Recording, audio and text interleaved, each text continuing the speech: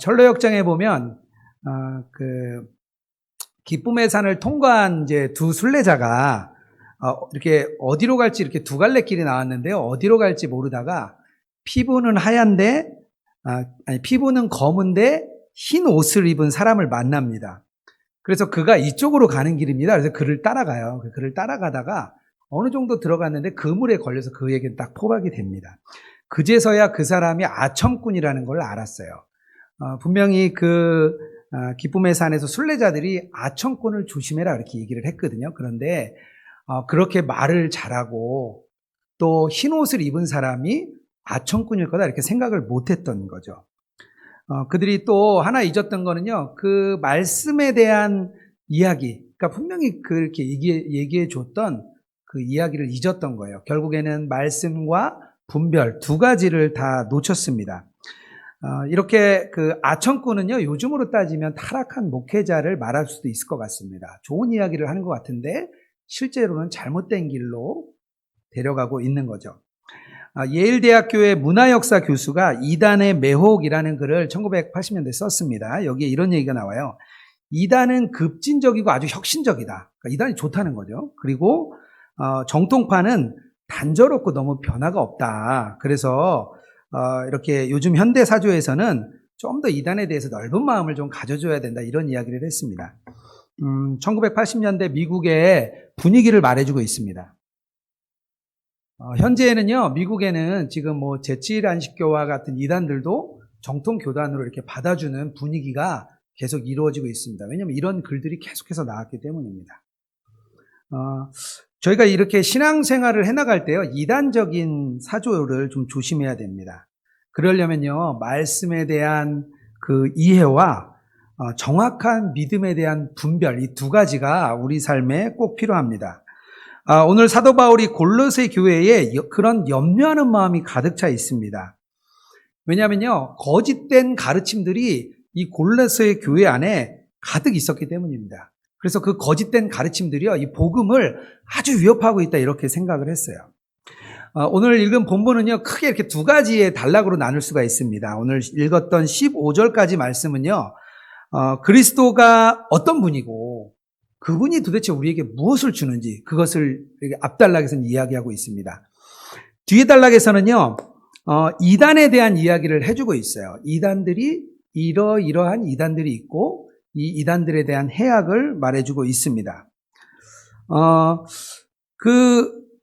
16절에서 23절에요, 세 가지 이단을 이야기합니다. 저희가 읽지는 않았죠. 근데 제가 좀 설명을 드릴게요. 16절에서 17절에는요, 율법주의적인 이단, 유대교 율법주의죠. 할례를 비롯해서 먹고 마시고 제사하는 이런 문제들, 그런 율법의 조항들을 지켜야 된다는 거예요. 예수님을 믿는 것만으로는 안 되고 율법을 지켜야 된다. 그리고 그것으로 그 기준으로 사람을 판단했습니다. 이게 바로 유대교 율법주의입니다. 18절에서 19절에는요, 천사 숭배적 이단입니다. 본인들이 신비한 환상을 본 거예요. 신비한 환상을 보고 나서 좀 더 나가서 과장해서 내가 본 만난 그 천사들을 숭배하는 이단들이 또 한 그룹이 있었습니다. 세 번째 그룹은요, 20절에서 23절까지인데요. 내용을 쭉 읽어보면 붙잡지도 말고 맛보지도 말고 만나지도 말라, 이렇게 뭔가 육체의 금욕주의적인 이단이에요. 그러니까 육체를 극도로 이렇게 좀 우리가 금식하고 아끼고 절제하는 거죠. 언제나 이렇게 이런 이단들은요, 경건하다는 이야기를 참 많이 들었습니다. 이거는 영지주의적인 생각이기도 한데요. 영지주의에서는요, 지난주에도 영지주의 이단 목사님 말씀해 주셨는데, 육은 악하고 영은 선하다 생각했습니다. 그래서 육체를 어떻게든 이렇게 금욕하는 게 좋다, 이런 취지였습니다. 사도 바울은요, 이 세 가지의 그 이단을요, 앞에 먼저 8절에 이렇게 이야기합니다. 뭐라고 얘기하냐면요, 철학과 헛된 속임수라고 이야기를 합니다. 뒤에 얘기할 그 세 가지 이단을요, 맨 처음에 그것은 철학과 헛된 속임수고, 또 그것이 너희들이 그것에 사로잡히지 못하도록 주의하라, 이렇게 말을 합니다. 그런데 골로새서 2장의 전개가 좀 특이합니다. 사도 바울이 이런 경우에는 먼저 이단에 대해서 문제를 제기하고, 원래 문제 제기를 우리가 먼저 하잖아요. 문제 제기를 하고 이 문제를 어떻게 풀어갈 것인지 이렇게 풀어나가는 게 보통 정상인데요. 사도 바울은 그렇게 하지 않습니다. 그리스도 안에 있는 사람들이 어떤 보화를 가지고 있는지, 예수님은 도대체 어떤 것을 가지고 있는지, 그리고 그것이 우리에게 어떻게 주어지는지, 이런 것을 먼저 말하고 있는 거죠. 앞달락에 그런 내용이 가득 담겨 있습니다. 왜냐하면 사도 바울은 생각했어요. 영적인 보화가 가득 있으면 나중에 내가 말할 이단들에는 절대 넘어가지 않을 거야. 이렇게 말을 했습니다. 그래서 그 이단들을요, 8절에 또 뭐라고 얘기하냐면요. 이것은 사람의 전통과 세상의 초등학문을 따른다고 했습니다. 결국 초등학문을 따르는 거죠. 저희 집에 아이들이 3명 있는데요. 초, 중, 고 학생이 다 있어요. 초등학생, 중학생, 고등학생 다 있는데, 저희 막내가 좀 굉장히 이렇게 잘 따집니다. 똑똑하고 잘 따져요. 그럴 때 언니들이 이 막내를 이렇게 좀 확 누르려고 뭐라고 얘기하냐면요. 중고등학생 언니들이, 야, 초등학교 때는 다 그래. 이렇게 이야기하면 얘가 말을 못해요. 왜냐하면 중학교, 고등학교를 가보지 못했으니까요. 바울이 보기에는요, 그런 거예요. 이단이, 그 3가지 이단이 바울이 보기에는요, 이 초등학문 같은 거예요. 저희가 가짜를 이해하기 위해서는 진짜를 잘 이해해야 된다고 우리가 잘 알고 있습니다. 그 얘기하니까 가장 생각나시는 거 있죠? 위조 지폐에 대한 이야기가 가장 먼저 생각나실 겁니다. 진짜를 보면 가짜를 판단할 수 있다는 거죠. 저희가 작년 말이죠. 작년 말에 캄보디아 이제 세미나를 위해 갔다가요. 이제 세미나를 다 끝나고 이제 하루를 현지를 돌아보는 시간을 가졌습니다. 그래서 선교사님이 마지막 날에 이제 현지를 체험하게 해주신다고 그곳에서 가장 유명한 시장을 찾아갔어요.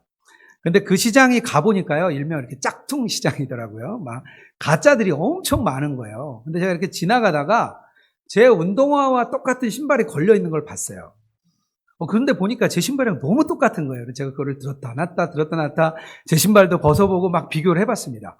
너무 똑같은 거예요. 그래서 제가 선교사님께 물었어요.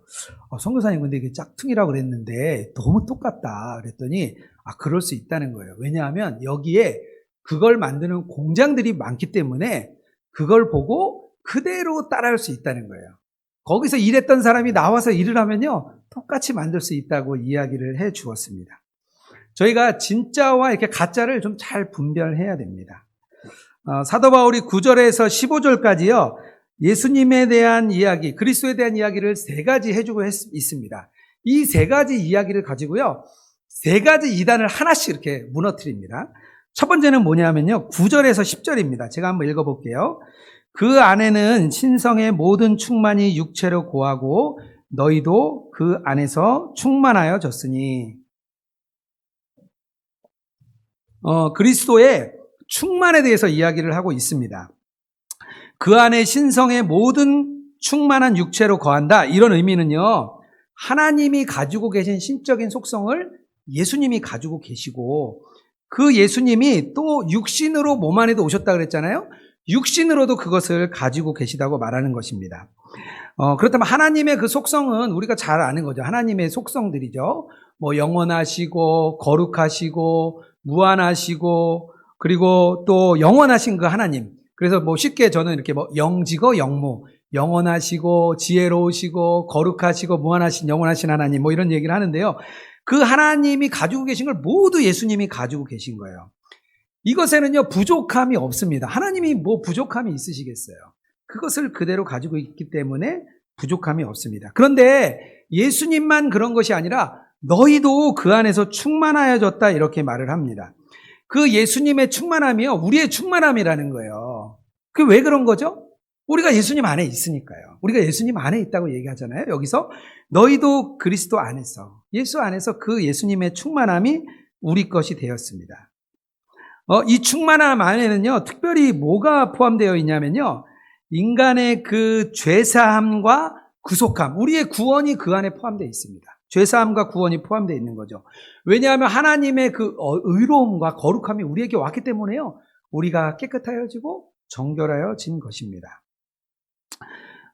영적인 궁핍함을 느끼는 사람들이 있으면요, 예수님은 그걸 다 주시고 싶어 해요.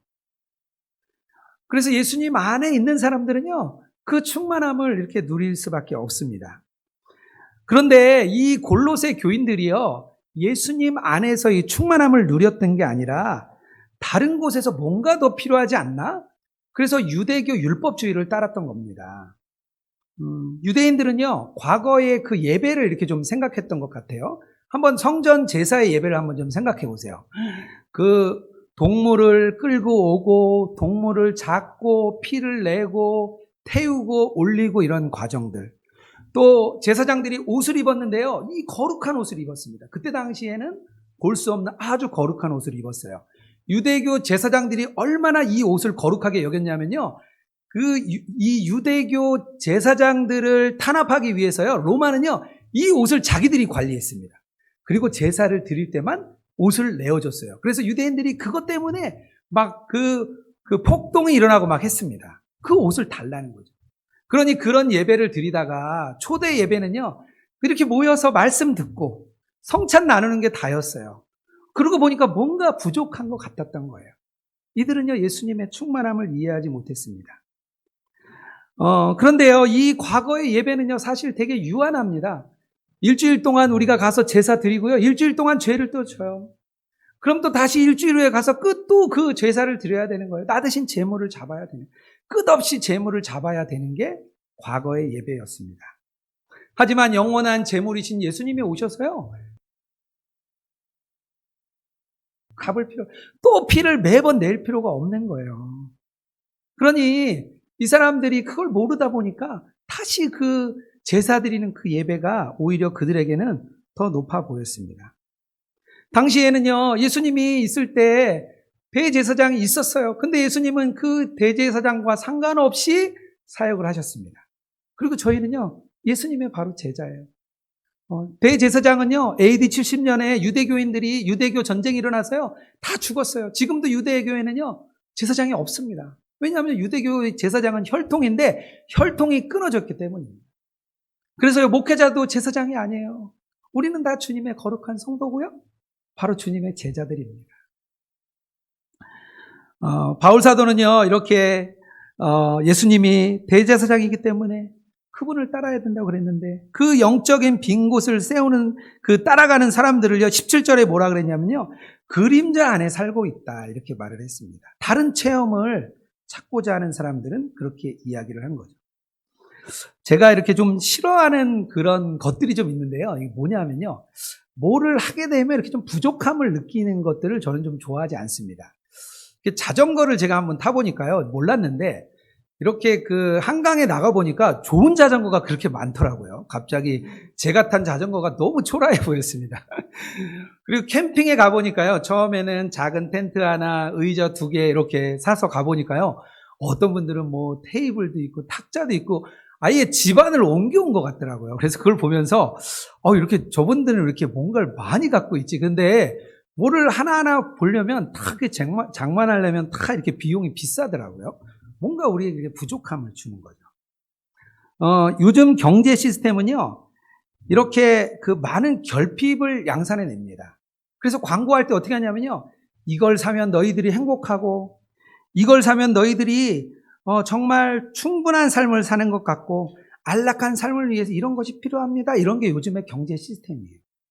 그래서요, 그것을 사면 뭔가 행복하고 풍요로울 것 같은 걸 우리 마음에 줍니다. 근데 그렇죠. 우리가 막상 사보면요, 하루 이틀 지나면 아무것도 아니에요. 근데 우리가 이렇게 속고 사는 거죠. 성경에서는요, 이와 반대로 이야기를 합니다. 시편 23편 1절에 여호와는 나의 목자시니 내게 부족함이 없으리로다. 우리는 필요한 것이, 외형적인 것이 가장 우리에게 사실 필요해요. 물질이 필요하고 직장이 필요하고 우리의 삶에 뭔가가 필요한데요, 실제로 주님께서 너희들의 필요한 것은 뭐라고 얘기하냐면요, 여호와의 선하심과 인자하심이 필요하다고 합니다. 우리가 믿음이 있다는 거는요, 이 외형적인 것보다 여호와의 그 선하심과 인자하심이 되게 더 필요합니다. 이런 믿음이 생기면요, 우리에게 믿음이 있는 겁니다. 그런 믿음으로 나가기를 주님의 이름으로 축복합니다. 이단의 해악성을 설명하기 위해서요, 두 번째 설명하는 게 있는데요, 11절에서 22절 말씀인데요, 여기 그렇게 얘기해요. 그리스도와 함께 할례받았고 함께 장사됐고 함께 살아났다 이야기를 합니다.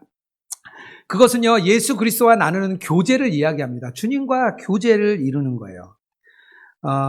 그리스도와 교제를 나눈다는 것이 무엇인지 여기서 사도 바울은 자세하게 설명하려고 이 이야기를 계속 쓰는 거예요. 예수님이 할례받고 죽고 살아날 때 그 죽음과 다시 살리심을 우리도 지금 여기서 경험하고 있는 것입니다. 유대인에게 할례는요 꼭 필요했어요. 왜냐하면요 새로운 삶을 사는 사람들에게요 할례를 꼭 했습니다. 그러나 예수님께서는요 우리에게 할례가 외형적인 할례가 아니라 우리 마음의 할례가 있다고 이야기를 했습니다. 그리스도가 함께 죽는 것, 예수님이 죽을 때 죄의 대가를 다 치르셨죠. 그때 우리도 같이 죽었다는 거예요. 죽음이 원수인 이유, 왜 우리가 죽음을 원수라 그러는 거죠? 왜 원수라 그러는 거죠? 우리가 사랑하는 사람과 우리를 끊어놓기 때문에 죽음이 원수입니다. 사랑하는 어머니, 사랑하는 아버지, 사랑하는 가족과 끊어지기 때문에 죽음이 원수인 거예요. 동일하게 죽음이 또 영적으로 원수인 이유는요, 하나님과 우리를 분리시키기 때문입니다. 이 그리스도의 죽음과 다시 살리심을 통해서 우리는 어떤 일이 생기냐면요, 하나님과 다시 이렇게 관계가 생기고 교제가 생겨난 겁니다. 그래서 우리가 이 땅에서 주님과 동행하고 우리가 삶에서 동행하고자 하고 예수 동행 일기를 쓰자고 하는 것은요, 이 교제를 다시 우리가 깨닫기 원하기 때문입니다. 끊어진 교제, 죽음으로 인해 끊어진 교제를 우리가 다시 관계 맺기 원하기 때문입니다. 그런데 골로새 교회의 두 번째 있던 이단은요, 천사 숭배입니다. 왜냐하면 그들이요, 봤어요. 천사를 만났어요. 그것을 과장하고 그것을 천사로 만들었습니다. 그리고 그들은 뭐라고 했냐면요, 우리가 어떻게 하나님을 직접 만나냐. 중간에 누구 중재자가 있어야 돼서 그런 중재자로 우리가 천사를 모신 거야. 이거는 우리가 겸손한 거야. 이렇게 얘기를 했습니다. 우리가 하나님과 직접 만날 수 없으니까 천사를 중간에 끼워서 그분을 대신 만나게 하는 거예요. 그게 바로 그 이단 천사 숭배였습니다. 그러나 우리는 그렇지 않죠. 예수님과 함께 죽고 예수님과 함께 살아났기 때문에요. 우리는 주님과 교제를 직접 나눌 수 있어요. 우리가 카톨릭과 개신교는 서로 아직도 이단으로, 카톨릭은 개신교는 카톨릭을 이단으로 정죄한 상태에 아직도 있습니다. 왜냐하면요, 카톨릭에는 마리아 숭배라는 게 있어요. 뭐냐면요, 우리 왜 카톨릭 그 성당에 가보면 이렇게 예수님을 안고 있는 마리아상이 많이 있습니다. 예수님은 어린아이고 마리아는 어른으로 표시되어 있습니다. 그들은요, 여기에 이렇게 공식적인 답변을 이렇게 했습니다. 인간적인 모습을 지닌 성모 마리아가 예수 그리스도보다 훨씬 사랑스럽고 부드럽게 다가오며 예수 그리스도는 위대하고 강력한 권위가 있으신 반면에 너무 엄격하십니다. 그들이 말하는 교리입니다. 그래서 예수님이 너무 엄격하기 때문에 직접 갈 수 없다는 거예요. 그래서 우리가 성모 마리아라는 인간과 예수님 사이의 중간자를 또 끌어들였어요. 그래서 그 성모 마리아를 통해서 그분은 사랑이 넘치시는 분, 예수님을 키워낸 분이기 때문에 우리가 그분에게 먼저 기도를 드리는 것이다. 이렇게 이야기합니다. 이 교리를 발견한 사람이요, 카톨릭의 신학 박사를 받았습니다. 카톨릭이 전부 잘못된 건 아니지만 중간에 우리가 직접 나눌 수 있는 교제를 하지 않고 뭔가 자꾸 중간에 끼워 넣습니다. 우리는요, 주님과 장벽이 허물어졌어요. 죽음이 없어졌습니다. 그분과 친밀한 교제를 이제는 나눌 수 있어요. 유대인들은요, 하나님을 언제 만났냐면요, 대속죄 이래 딱 한 명, 대제사장 한 명만 만났습니다. 1년에 한 번만 대제사장이 지성소에 들어가서 하나님의 임재를 경험했습니다. 하지만요, 우리는요, 매일 예수님과 동행할 수 있습니다. 매일 하나님을 만나고 그분과 교제할 수 있는 거예요. 왜냐하면요, 그 구약의 대제사장이 바로 예수님이시고 우리가 그분과 함께 있기 때문입니다. 동행일기를 쓰면서 정말 그런 주님과의 관계, 친밀함을 많이 누리시면 좋겠어요. 그런 경험이 있으면요, 이렇게 잘 쓰게 됩니다. 우리가 강조하지 않아도 그냥 저절로 쓰게 되는 거예요. 세 번째, 이 해악성을 설명하기 위해서요, 13절에서 15절의 말씀을 하고 있습니다. 여기 뭐라고 나오냐면요, 범죄와 육체의 무할례로 죽었던 너희를. 회심하기 전에 우리의 상태가 이런 거예요. 우리가 죽었던 사람들이에요. 그런데 우리가 이 죽었던 우리, 옛 본성에 노예됐던 우리가 살아났습니다. 사도 바울은 언제나 종노릇하던 거에서 이 십자가의 복음이 우리를 자유롭게 한다고 했습니다. 그래서 그 금욕주의를 설명하기 위해서 뭐라고 얘기하냐면요. 그리스도의 자유가 있고 우리에게 그 자유를 하나님께서 주셨다. 이렇게 설명하고 있습니다.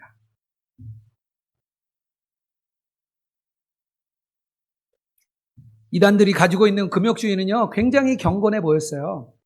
초대교회의 책들을 보면요, 그 이단을 가진 분들이 너무 경건한 삶, 거룩한 삶, 남들이 다 정말 존경할 만한 삶을 살았던 사람이 많았습니다. 그런데요, 그들에게는 그리스도의 자유가 없었습니다. 그리고 금욕만이, 자기를 제어하는 것만이 그리스도를 위하는 길이다, 이렇게 이야기를 했습니다. 그 23절에는요, 여기서 뭐라고 얘기하냐면요, 육체를 따르는 것이 조금 더 유익하지 않다. 이렇게 말하고 있습니다. 그리스도의 자유가 있거든요. 중학교 2학년인 아들에게 제가 물어봤어요. 저희 아들이 가장 잘하는 말이 요즘 그 말입니다. 뭐라고 얘기하냐면요, 내가 알아서 할게. 제가 깨우면요, 내가 알아서 할게. 밥 먹으라 그러면 내가 알아서 할게. 이렇게 되게 자유를 좋아해요. 그래서 제가 물어봤어요. 너 자유가 뭐라고 생각하냐? 이렇게 물었더니요, 마음대로 하는 거래요. 그래, 마음대로 하는 게 자유 맞지. 그러면 그리스도인의 자유는 뭐냐? 너가 교인인데 교인의 자유는 뭐냐? 그랬더니 그것도 마음대로 하는 거예요. 그럼 교인이 마음대로 담배도 피고 술도 먹고 나중에 마약도 하고 게임 중독 빠져도 되냐? 그랬더니 한참을 생각하더니 그건 아닌 것 같대요. 그리스도인으로서 그건 뭔가 자유는 아닌 것 같다고 그러는 거예요. 자유를 이해할 때요, 그리스도인 기독교인 안에 두 가지의 자유가 있습니다. 하나는요, 선택의 자유가 있습니다. 자기가 마음대로 선택할 수 있는 자유가 있는 거죠. 또 하나는요, 참된 자유가 있습니다. 이거는요, 선택의 자유와 좀 달라요. 선택의 자유는 금방 말씀드린 대로 우리가 마음대로 선택할 수 있는 자유입니다. 거기에는 사실 근데 책임이 따라요.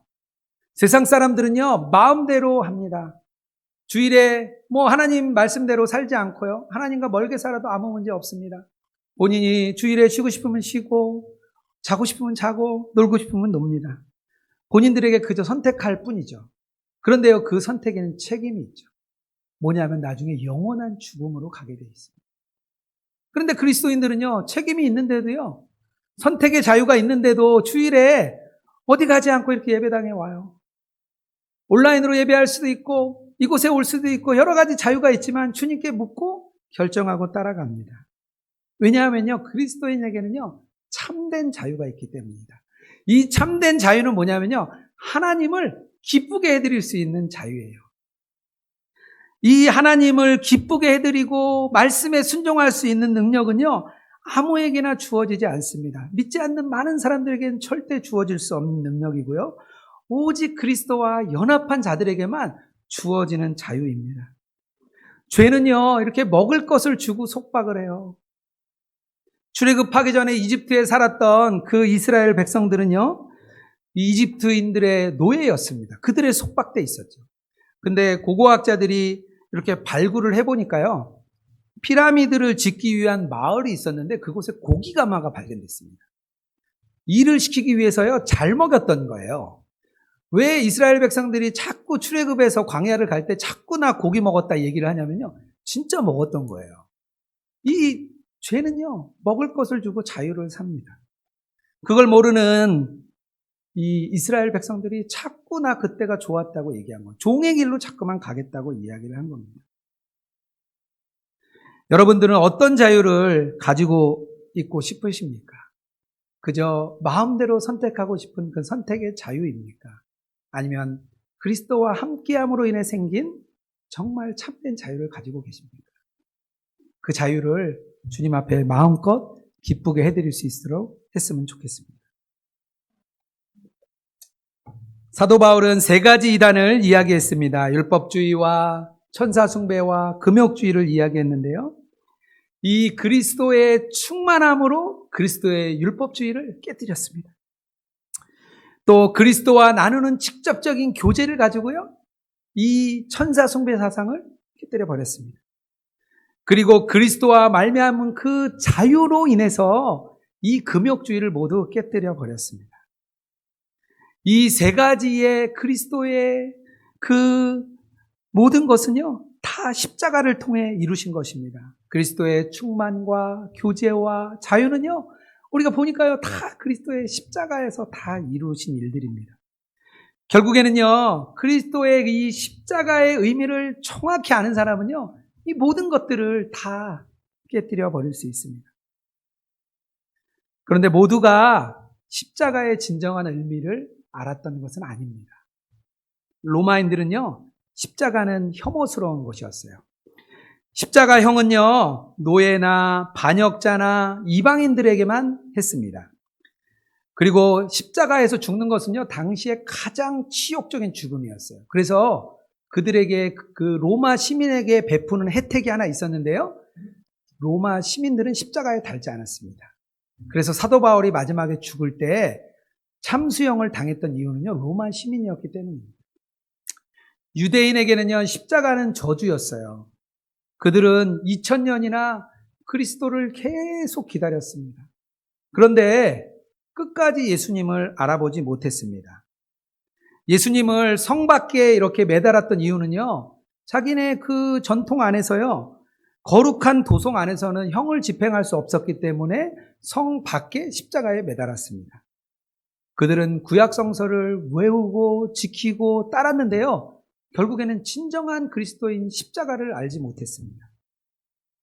도덕적인 사람들이요, 십자가를 싫어합니다. 왜냐하면 대부분 사람들은요, 자기가 굉장히 좋은 사람이라고 생각하고요, 좀 선량한 사람이라고 생각합니다. 그런데 그리스도의 십자가는요, 너희가 죄인이야, 너희는 의롭지 못해, 이렇게 정죄를 하기 때문입니다. 십자가에 따르면 모든 사람은 죄인이고 죽을 수밖에 없습니다. 그러니까요, 나는 착하게 살았는데, 그런 사람들은 십자가를 깨닫지 못합니다. 이단이 아니더라도 세상 풍조만으로도 이 강력한 이 세상, 우리가 말했던 그 이단 없어도요, 우리가 신천지나 하나님의 교회 가지 않아도요, 이 세상은 이미 이단적인 풍조로 이 사단의 권세가 가득 잡고 있는 곳이기 때문에요, 우리가 살아가는 것이 쉽지 않습니다. 그래서 십자가의 실제적인 삶이, 그 십자가의 의미가 나의 삶이 되지 않으면요, 우리가 그 삶을 이겨나갈 수가 없습니다. 제가 목회자가 되고 나서 가장 많이 훈련받은 부분이 있다면 저는 재정의 부분인 것 같습니다. 제가 직장 생활할 때 사실은 한 번도 연봉이라든지 금액을 더 받는 거라든지 또 직급이 올라가는 거라든지 그런 거에 대한 저는 욕심이 없었어요. 그래서 주면 주는 만큼 가정을 꾸리고 많이 주면 많이 주는 만큼, 조금 주면 조금 주는 만큼 그렇게 살았습니다. 그래서 저는 그렇게 생각했어요. 제가 목회자가 되어도 재정적인 부분에서는 다루심을 받지 않을 거다, 사실 이렇게 생각을 했습니다.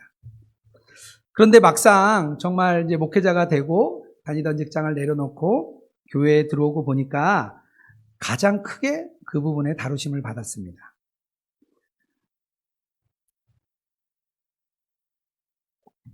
세상과는 다른 사례를 받다 보니까요, 교회 안에 들어와서 막상 제 안에 재정 잔고가 없다 보니까 흔들리는 제 자신을 봤습니다. 돈이 조금 생기면 마음이 편하고요, 또 통장에 있던 잔고가 줄 때마다 마음이 참 불안했습니다. 또 아이들이 이미 컸기 때문에 아이들에게 해줘야 될 것이 많았는데요, 못 해주는 마음이 항상 좀 미안했습니다. 그게 다 재정이 조금 더 있었으면 하는 마음이 제 안에 계속 있었습니다. 그래서 십자가의 의미 앞에 제 재정이 들어오니까요, 그 십자가가 아무것도 아닌 게 돼버려요. 오히려 재정이 저에게는 더 큰 산 같고 십자가는 크게 의미가 없는 것 같았습니다. 그런데 그때마다 제가 할 수 있는 거는요, 그냥 예수님 한 분으로 충분합니다, 이렇게 고백하는 거였습니다. 동행일기에 그 고백을 많이 썼는데요, 다른 분들은 제가 믿음이 좋아서 쓴 줄 알아요.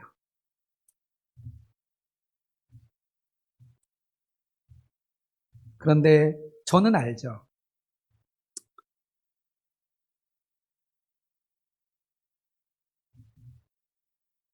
믿음이 없기 때문에 쓴 고백이었습니다. 이번 주에 제가 워위지 설교를 이렇게 녹화를 하게 됐는데요, 이렇게 옛날 그 자료들을 찾아보다가 우연히 2011년에 썼던 그 7편의 일기를 찾았습니다. 제가 그때 지역장이 되면서 이렇게 미안한 마음이 있었어요. 유 목사님이 2009년부터 유기성 목사님이 그렇게 강조했는데 그동안 일기를 진짜 한 번도 안 썼더라고요. 그래서 이제 지역장이 됐으니까 좀 맡은 직분도 있고 좀 써야 되겠다. 그래서 제가 1월과 2월에 7번을 딱 쓰고 그만 썼더라고요. 근데 그 내용을 읽어보는데 제가 너무 놀랐어요. 제가 너무 부정적인 거예요. 그리고 날카롭고, 그리고 제 안에 칼날이 막 나오는 걸 제가 봤습니다. 그 일기를 읽으면서 제가 제 그 아내에게 물었어요. 내가 진짜 이랬냐? 그랬더니 도대체 대화를 할 수가 없었대요. 제가 너무 날카로웠다는 거예요. 제가 그때 참 말씀을 열심히 읽었습니다. 말씀 열심히 읽고 책도 많이 읽었어요.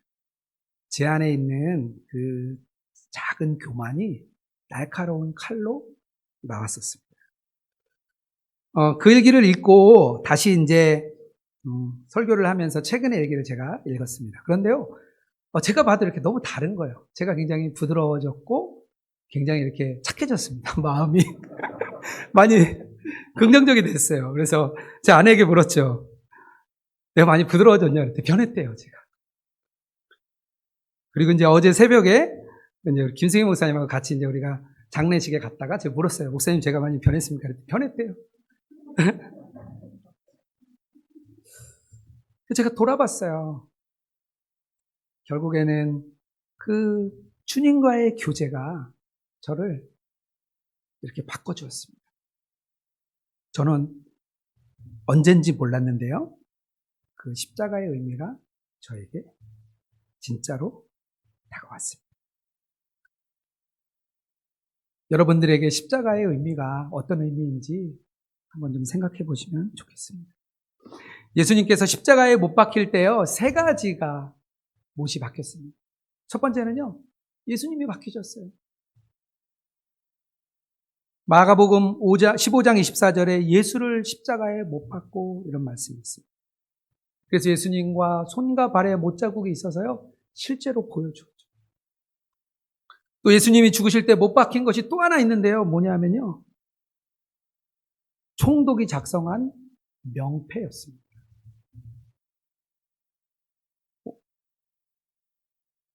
빌라도가 패를 써서 십자가 위에 붙이니 나사렛 예수 유대의 왕이라 이렇게 기록했습니다. 군인들이 명패를 옷으로 박았습니다. 왕이라는 기록이 있습니다. 마지막으로 십자가에 못 박힌 게 있는데요. 오늘 나온 14절입니다. 이거는요, 하나님께서 직접 박으셨어요. 우리를 거스리고 불리하게 하는 법조문으로 쓴 증거를 지우시고 제하여 버리사 십자가에 못 박으시고. 3번째 박힌 것이요, 법조문인데요. 이게 뭐냐면요, 차용증이에요. 차용증. 왜 돈을 빌린 사람이 이걸 잘못 쓰면요, 왜 영화에 보면 그런 거 있죠. 자기 돈 못 갚아서 장기를 막 빼앗기고 이런 영화가 있잖아요. 동일합니다. 우리가 가지고 있는 모든 부채를 거기다 쓴 거예요. 그 법조문 안에 우리의 죄의 목록을 거기다 쓰고요, 우리가 서명한 내용입니다. 그게 바로 법조문입니다. 십자가에 달린 것은 예수님 자신과 또 예수님의 왕되심을 알리는 명패고요, 그리고 우리의 죄의 목록입니다. 십자가의 승리는요, 우리의 그 죄의 모든 문제를 하나님께서 십자가에 못 박으셔가지고 우리가 승리한 겁니다. 그 결과로요, 사탄에게 승리합니다. 15절에요, 뭐라고 나오냐면요, 통치자들과 권세들을 무력화하여 드러내어 구경거리로 삼으시고 십자가로 그들을 이기셨느니라. 우리의 죄를 십자가에 못 박음으로 인해서 그 세상의 통치자들, 사탄 앞에 하나님이 승리를 하신 거예요. 우리 사랑하는 성도 여러분, 십자가의 의미를 아는 사람은요, 헛된 속임수와 철학으로부터 또 그것을 넘어서 그리스도를 따르는 삶으로 나아갈 수 있습니다. 우리는요, 예수님에게 충만함을 받았고요. 예수님과 친밀히 교제할 수 있고요. 예수님이 주신 자유를 가지고 누릴 수 있습니다. 그렇기 때문에 우리가 매일 예수님과 함께 살아가는 삶을 살 수 있습니다. 이런 십자가의 의미를 누리는 저와 여러분 되기를 주님의 이름으로 축복합니다.